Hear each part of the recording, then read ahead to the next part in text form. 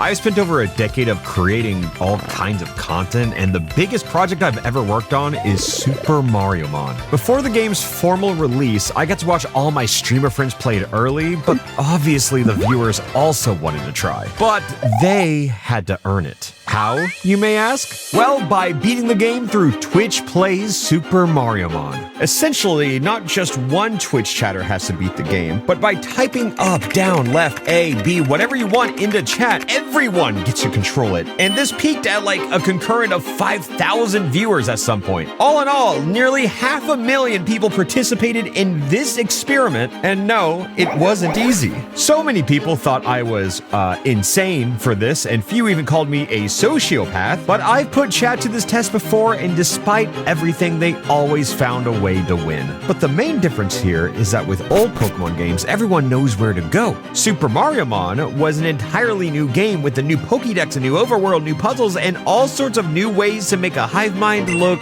lost. But obviously, it's been a year, the game is released now, and as of today, Super Mariomon version 1.5 has released. This introduces a lot of new bug fixes, slight balance changes, and a Glitz Pit post-game. Also, the number one thing every single person has been asking us for, the randomizer. Yes, the Super Mariomon randomizer is here, and in this it even includes a catchable Bowser. And yeah, there is an 11-page document on patch notes if you really want it. But yeah, let's go back a year and talk about how this game released. Chat first woke up in Mario's pad, and after stumbling around for a solid 6 minutes or so, they managed to get past the first true obstacle: leaving the house. They then chose Blooper as the starter and pressed the pound button just enough times in a row to win their very first battle. Now, I don't really expect any of the battles to be the hard part, since any Twitch Plays connoisseur knows that battling is never truly the challenge. It's the one-tile entrances, the thin ledges, and basically just navigating the overworld in any capacity. Admittedly, some of the more complicated puzzles in this game have been toned down a bit to make them more, let's say, hive mind friendly. Though sometimes all it takes is one particularly well-placed ledge to slow down Twitch chat for hours. Obviously, Luigi has to stand right here, so chat had to navigate a one-tile gap between him and this ledge just to get on the very first route. From there, the road to Toad Town was a simple one, with plenty of pit stops to catch captures along the way. Unfortunately, they wasted pretty much all of their caps on really low-level captures, relying on Blooper alone to carry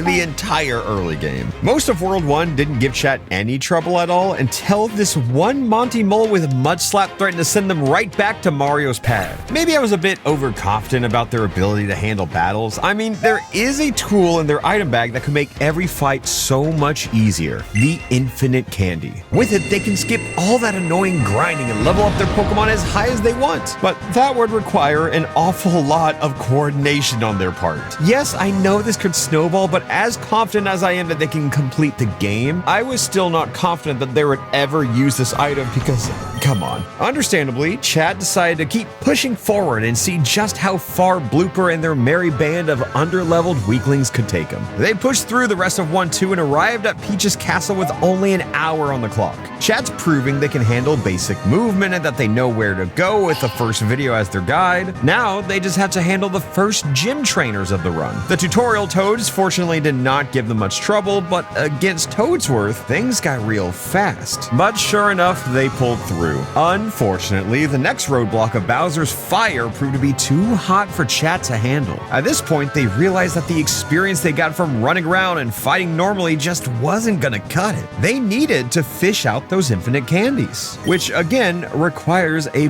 bit more coordination than you'd expect. And if I can be honest, this is what Twitch Plays is all about. Opening the bag, navigating the key items, and selecting the infinite candy is trivial for individual beings blessed with the concept of independent thought, but for the hive mind of thousands that we call Twitch chat, good luck.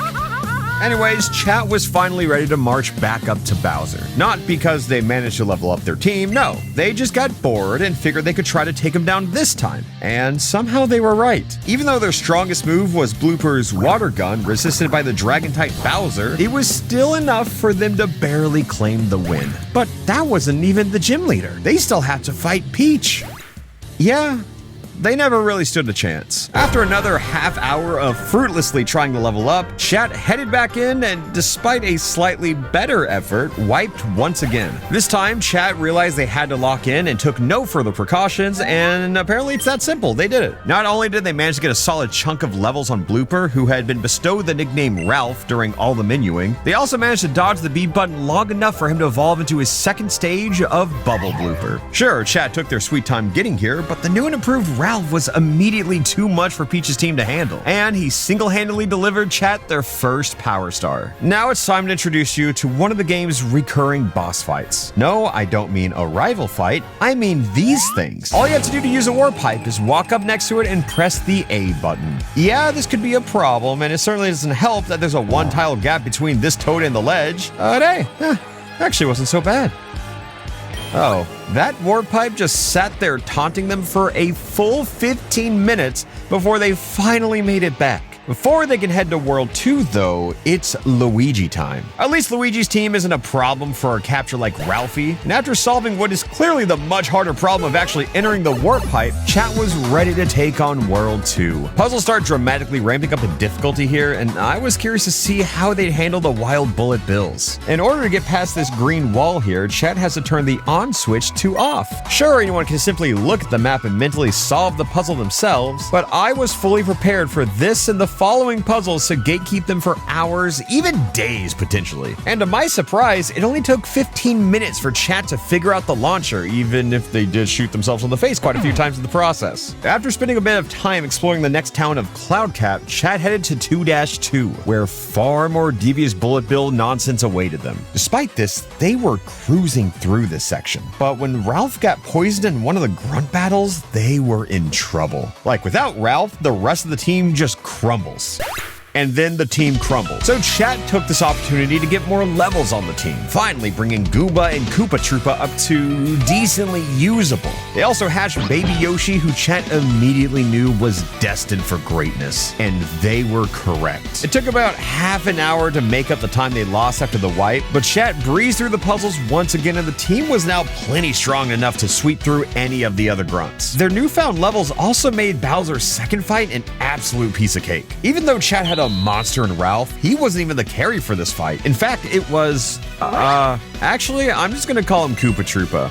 Yeah, great job, Koopa Troopa. Taking down Bowser granted chat access to the second gem of Daisy's stolen cruiser. No gym trainers to deal with here, just a simple puzzle. Score a goal with the bullet bill. Hitting these switches changes where the electric gates appear, and all you need to do to score a goal is make a clear straight path for the bullet bill. Personally, I thought this puzzle was going to be impossible for Twitch chat, so I created a failsafe that even a few professional Nuzlockers ended up using due to this puzzle being oh so difficult. All you have to do is talk to Daisy and she'll solve the puzzle for you, because really all she wants to do is battle. Despite us making this failsafe, Twitch chat actually solved it fair and square through sheer willpower and determination. Since Daisy is the ground type leader in this game, her team had no answer to none other than Ralph. He cleaned up and chat collected their second Power Star in under 8 hours. Do I expect him to keep up this pace? Absolutely not. Like, if I can be honest, Super Mariomon was not even fully finished at this point. We thought we had like an extra week of development remaining given the Twitch plays,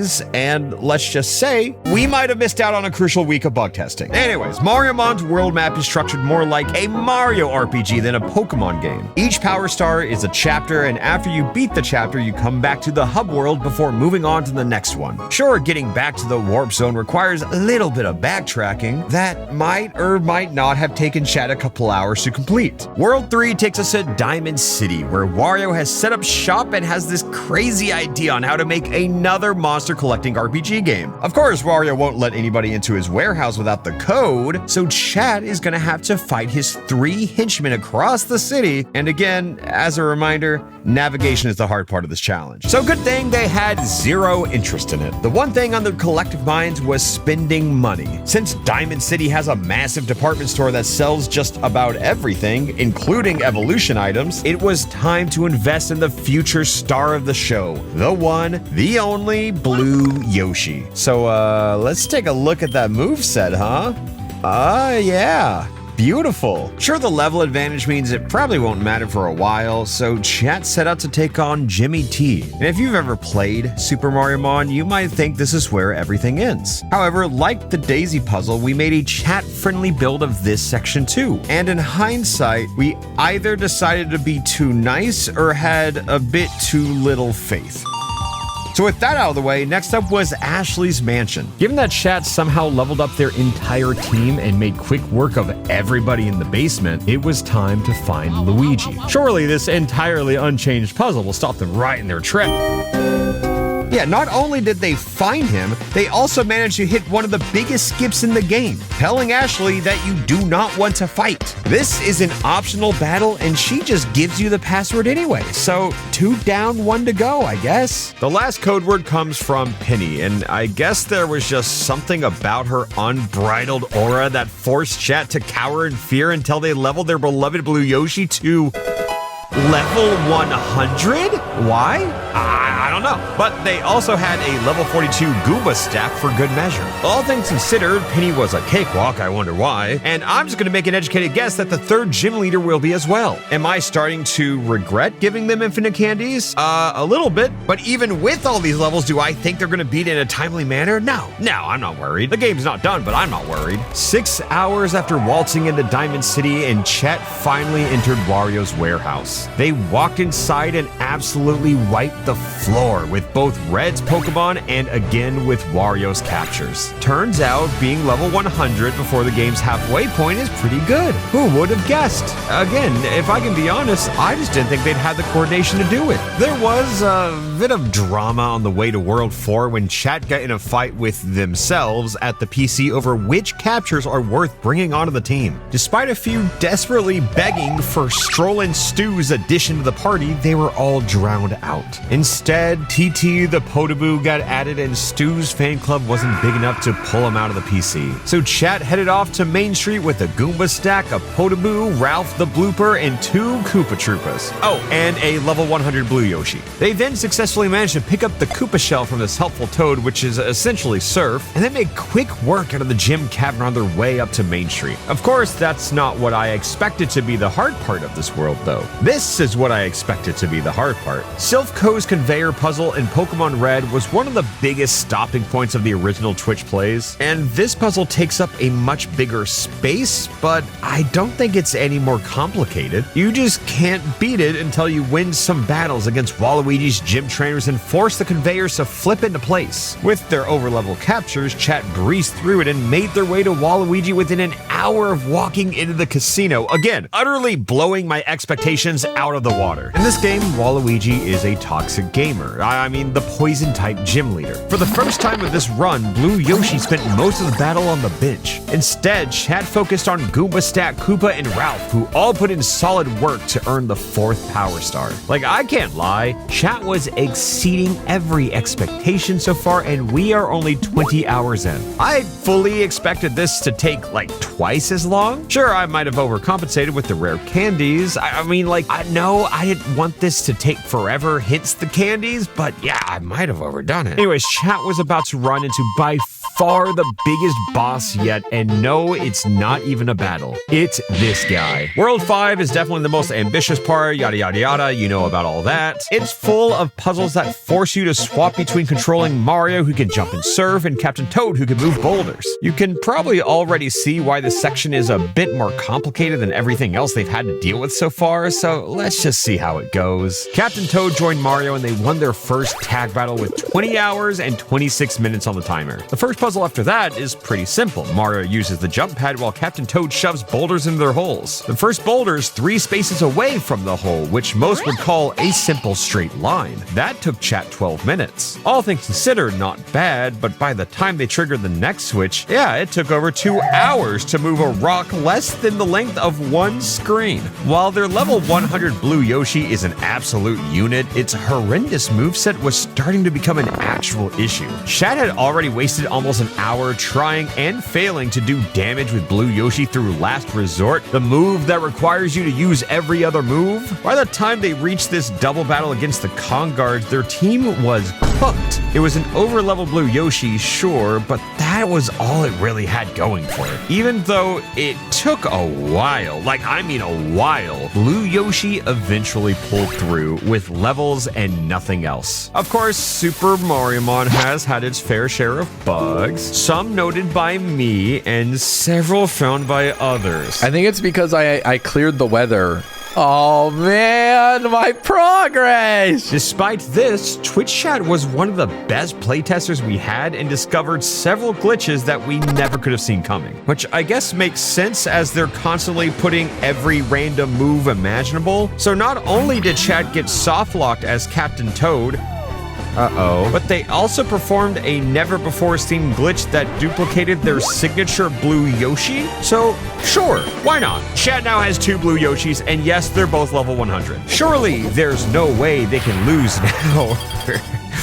Yeah, no, that makes too much sense. Eventually, they obviously did make their way through 5-2, but chat was not done with Captain Toad's onslaught of puzzles. Oh no, they were just getting started because they still have to solve the Safari Zone, another series of puzzles that puts everything together from the first 2 sections. It even adds a new obstacle, these small entrances that only Captain Toad can fit through. Whenever I played this during my first stream playthrough, all of chat was screaming that this is going to be impossible for Twitch plays, and honestly, I agree. Like a few other puzzles, this Safari Zone section would have been actually impossible, requiring way too many specific movements for like 3,000 viewers. So I left them an alternative way to the Banana Temple, which before they could find, they somehow managed to wipe despite their pair of level 100 Blue Yoshis. Upon coming back, who else was waiting for them but Bowser, who realistically should not have had a chance against these over-leveled behemoths, but oh no, Bowser has a Magic Koopa and Blue Yoshi can't hit him. So once again, with the fully healed team, Bowser went down pretty smooth in round 2. And with only 8 hours passing since Waluigi, it was finally time to take on Donkey Kong for the 5th Power Star. Chat got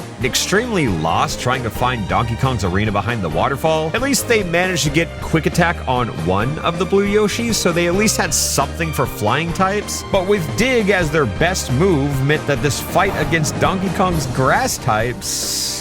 yeah, it was a slow fight, but 20 minutes later, chat found another victory and was now allowed to finally leave this hellish jungle behind. World 6 takes you through the Toast Arena Desert and the ice puzzles that come with it. Normally, this is perhaps the quickest of all the worlds, but then again, this is Twitch chat. Yes, the ice puzzles in here are pretty simple, but it only takes one bad input to go wildly off track. Despite being what's normally a simple walk, Toast Arena Tower took an entire hour to complete. But again, as far as my expectations went, chat is making phenomenal pace. Chat then got caught up arguing about the pit, which is a cool bit of post-game content that this chat has no business interacting with right now. So they got stuck here for about half an hour and created a civil war for those for and against the pit. It was a long fought and stupid battle, but eventually they just headed straight to City Hall, where they'd have to battle Luigi once again. With Quick Attack, one of the Blue Yoshis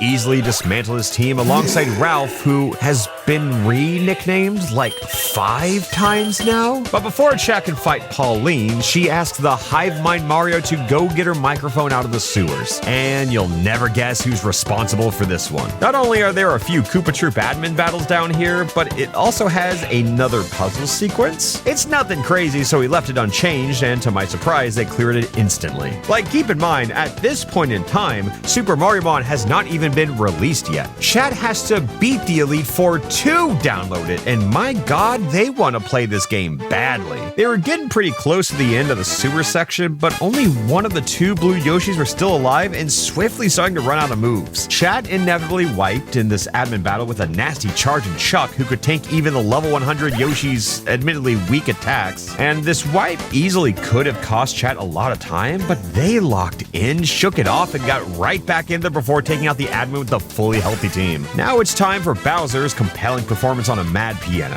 When chat went up on stage and attempted to interrupt him, Bowser's admins leapt into action. Not only is this a back-to-back-to-back fight with no healing, but each minion's lead capture gets powered up by Bowser's incredible hit single. But then at the end of the day, chat has 2 level 100 Blue Yoshis, so they were fine. Yes, I am aware of how much this one oversight trivializes the entire run, and I don't don't know why I thought giving them infinite rare candies was a good idea, I'll be honest. Because all that's left to do now in World 6 is to take on Pauline. Pauline's Steel-type team is full of some strong captures, sure, but Steel is one of the few types the heroic blue Yoshis feast on with their super effective digs. Sure, Chat had to get creative with her levitating bonsai bill, but they somehow managed to get off a last resort that was more than enough. So, 6 power stars in hand, and only 35 hours have passed so far. Like, yeah, I guess that's nearly 2 days, but once again, not only was I scared, but I started becoming a bit terrified that this game might be releasing a bit earlier than we expected. So to get to World 7, Chad had to take to the skies. Rosalina is the guardian of the 7th power star, and in true Mario Galaxy fashion, Chad has to collect 5 silver stars before Rosalina will challenge them. They're spread across 2 galaxies, and thankfully navigation here is a bit more straightforward than what Chad has had to deal with in the last couple worlds. The green Lumas are holding the Power Star shards and all have captures that take advantage of unique mechanics. So good thing for Chad that one solution to these puzzles is be level 100. However, in this game you're given an escape rope as a key item, so you can dip out of any dungeon or cave if you get stuck or just don't feel like backtracking. And Chad finally found it. Using this took them all the way back to New Donk City, wasting a solid half hour. Like, impressively so. At least when they caught back up, most of the Luma fights were easy enough to deal with. They picked up the first 4 silver stars pretty quick, but have still not challenged the one that is by far the toughest of the 5, Crystal King. With a massive special attack,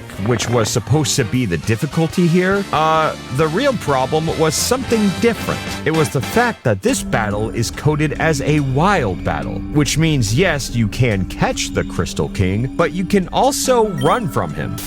And when Chat wasn't doing that, they were also losing to him. Naturally, this Luma was the furthest one from the Common Observatory, and the trek back to the Crystal King took nearly an hour. Like, Crystal King is just one of the worst matchups imaginable for Chat's beloved bunch of blue Yoshis. It gets hit for decent damage from super effective ice moves, and Crystal King's ghost type means neither Last Resort nor Quick Attack can hit it. Someone else was gonna have to step up. And today's hero was the artist formerly known as Ralph to show us why Chat chose him as the starter. Crystal King proved to be by far the hardest challenge of this world. Like, Chat even forgot to heal before challenging Rosalina, but one healthy Yoshi was more than enough to tear through her psychic type team, thus earning Power Star number 7. Now it's time to ramp the game's difficulty up quite a bit as Rosalina sends you straight to the final world, Bowser's Molten Kingdom. Here, Bowser is waiting to execute his sinister plan to steal Luigi's Power Stars and use them to make his own dastardly wish. In the standard version of this game, Bowser has Luigi locked behind this door and the player has to navigate through a maze that is Bowser's castle, surf on lava, and find 3 keys to finally unlock it. Knowing Twitch Chat had absolutely no shot at getting through this hell, I let them walk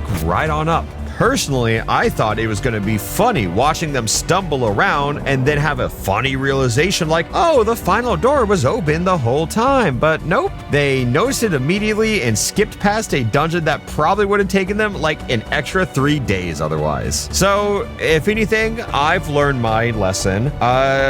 Don't coddle. I had little faith in everyone who supports this channel and makes everything I do possible, and it cost me. Oops. So next time we do Twitch plays, I'm taking your toys away and no candies for anybody. Back when Chat was stumbling through the Common Observatory though, they made one very fantastic long-term play, teaching Icy Wind to one of their blue Yoshis. Not only did this finally give them something that could hit flying types, but it finally lets this Yoshi use its decently solid special attacking stat. It also conveniently gave them a super effective move into Bowser. Even though Kamek meticulously prepared this team for his burliness, it stood no chance in the face of this new and improved blue Yoshi, and neither did Giga Bowser. Maybe if he targeted the true threat instead of only going after Luigi's team, but yeah, Bowser went down after just a few turns. And with that, Chat secured the last Power Star within 20 minutes of the last one, and at this point, I'm a little bit embarrassed that I had such little faith in them. them. One last rival fight awaits on Rainbow Road, and because they hadn't healed since the Bowser fights, they wiped to him near immediately. But after coming back with a fresh team, chat put Luigi in the ground. All that remains before I release Super Mariomon to the world is for Twitch chat to defeat the Mushroom Kingdom's Elite Four. At this point, viewership was peaking, which also means every decision is now much harder. Chat's collective first target in the Elite Four was Toadsworth, and the Icy Wind Yoshi steamrolled his dragon types. Unfortunately, Toadsworth softened up that key blue Yoshi just enough for Peach to take it out, and the other one was still stuck with Dig and Last Resort as its only two attacking moves. Even at level 100, it is not bulky enough to sit on the field for long enough to even activate Last Resort against teams like these. Even if it could, that move only has 5 PP, and the rest of the party is just too weak to be of much help, so chat wiped pretty soon after the first Yoshi went down. For their second try, they went after EGAD first and realized the biggest problem they were going to have with this Elite Four. EGAD has a team of ghosts that is immune to the normal type Last Resort, but that's fine, right? Spamming Dig can carry the fight, right? Well, no. This is King Boo. He is a ghost type with Levitate, so in other words, you lose. Chat just kept wiping the floor with Toadsworth to start most of their tries, and then inevitably take too much damage on the good Yoshi and lose again soon after, no matter who they try to fight next. Then on the 5th attempt, they did manage to take out both Toadsworth and Peach, but by the time they challenged EGAD, the Icy Wind Yoshi was dead, and it was back to the drawing board. However, the next attempt had some promise though. After taking out Toadsworth, the Icy Wind Blue Yoshi was still alive and healthy, so chat decided to go after EGAD while their reliable sweeper was still around and kicking. Yes, they did manage to get their first win against EGAD this time, but it was a bloodbath. There was a huge divide within chat trying their best to either heal, save, but ultimately couldn't pull off either by the time the rest of chat waltzed up to Peach where a quick death was awaiting them. The next few attempts were more of the same. Chat would demolish Toadsworth, squeak out a close win against whoever they attempted second, and get utterly washed by whoever they took on third. Thanks to the experience share, their other captures were starting to get to the point where they could almost do something if it came down to it. But the problem was clear. The blue Yoshis who were supposed to carry this team just could not do it with these movesets. And like all other instances of Twitch plays on this channel before, I usually allow for some, let's say, divine intervention at least once or twice. So given that I made their path lighter in all the ways that they didn't want, this time I talked to chat, took control for a couple minutes, and gave them what they did need. And all I had to do was give both blue Yoshis Air Slash and Hurricane. Of course, once again, I was worried that I made it too easy watching their first attempt as they blazed through Toadsworth, Kamek, Peach, and even made it to their 4th Elite Four member for the very first time. And one blue Yoshi was still not enough to beat EGAD as they wiped yet again. This time, chat had the brilliant realization. If the Toadsworth fight was so easy, why do we keep doing it first? This time, they walked up to EGAD first with a fully healthy team. Sure, they lost the Icy Wind Blue Yoshi in the process, but EGAD went down. So would the sacrifice be worth it just to get one pesky Elite Four member out of the way? Sure, without Icy Wind, Toadsworth was a bit tougher, but only by a little, as the other Yoshi's air slashes were more than enough to cut through the dragons. Luckily, it was the same success story against Kamek, but the team was getting thin. Only Blarg and the second blue Yoshi were still alive as chat walked up to battle Peach one more time. Chat's secret weapon of Blarg managed to take one whole kill before going down, and with one blue Yoshi remaining, they cleaned the fight up, and it was time for the champion battle, featuring none other than Mr. L. Chat did their best to try to use the infinite rare candies to revive some of Yoshi's teammates, but they just couldn't quite pull it off. The cloned blue Yoshi was gonna have to do it alone. Somebody typed up and the battle began. It took a lot of coordination, a lot of hope, and honestly, a lot of luck to win this fight, especially since blue Yoshi's signature attack was Hurricane, a move that famously misses 30% of the time. But with their collective backs against the wall, the blue Yoshi clone that functioned as chat's second string for so much of the run became the ultimate hero in the end, clutching up with an insane 4 straight Hurricane connections to win it all. And just like that, Super Mariomon released across the world. I've said multiple times how surreal it's been watching people enjoy it, so please keep on enjoying it. At the end of every other video I've made over this game, I've always either revealed something new or teased something coming soon, so for now, here's a picture of Rob.